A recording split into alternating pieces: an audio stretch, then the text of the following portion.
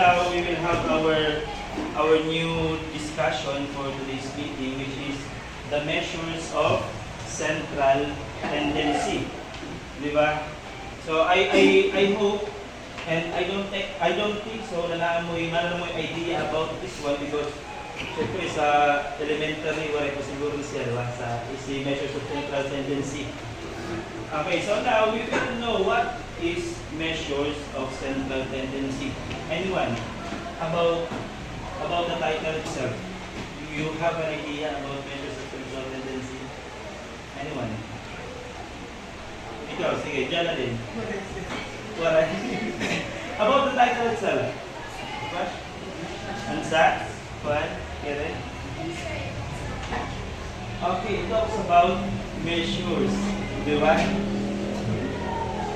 So, measures of central tendency, of course, talks about measures. Okay, so we will go deeper about measures of central tendency.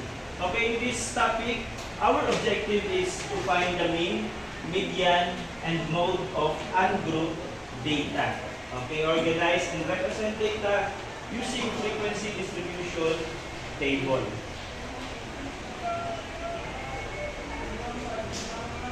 Okay, so measures of central tendency. Okay, please read. Measure of average is a statistic that serves as representative of the data. This statistic tends to lie within the center of the set of data. Okay, very good. Okay, so this is what we call the Bell graph. So siguro sa next year tayo ninyo matatakil ninyo siya about how to find the variance and standard deviation. Kaya nga isabot nga, this is what we call the measures of central tendency.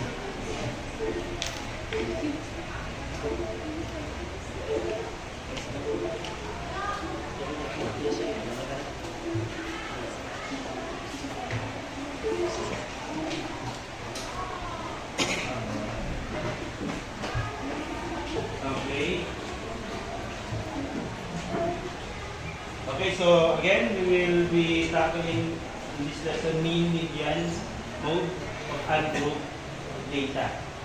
Okay, first mean. Okay, mean is The average is the most important, the most useful, the most widely used measure of central tendency. okay. So the mean of ungrouped set of data is equal to the sum of the quantities divided by the number of quantities under consideration.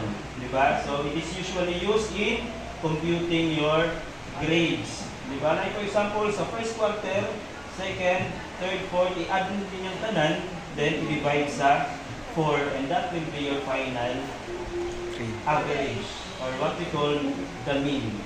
Okay, so take note, pag na-ay average, so it simply say that is equal to mean. Okay. So this is the formula of mean for ungrouped data. This is summation of x over n.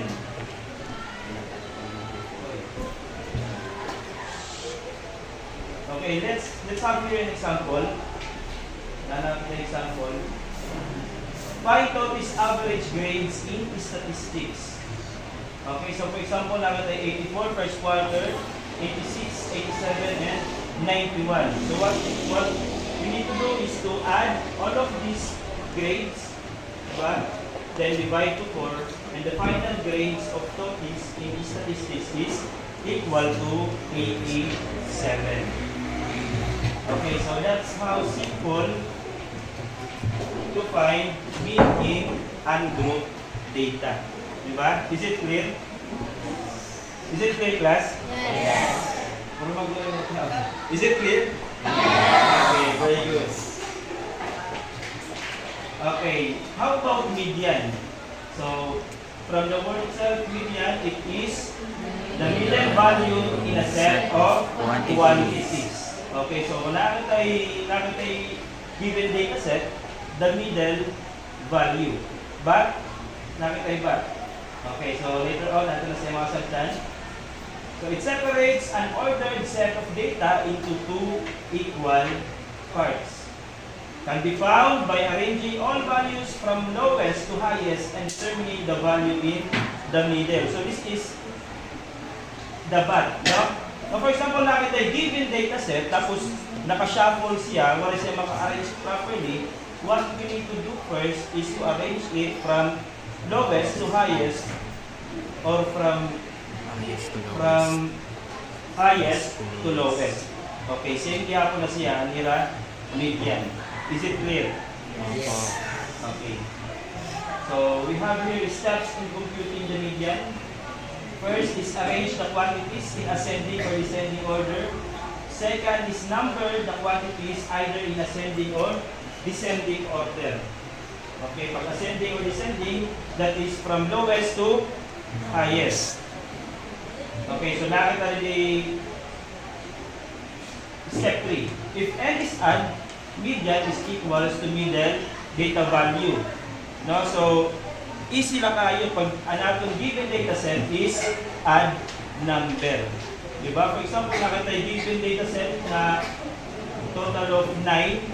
So, hindi yan ang pinaka-middle. That will be our median.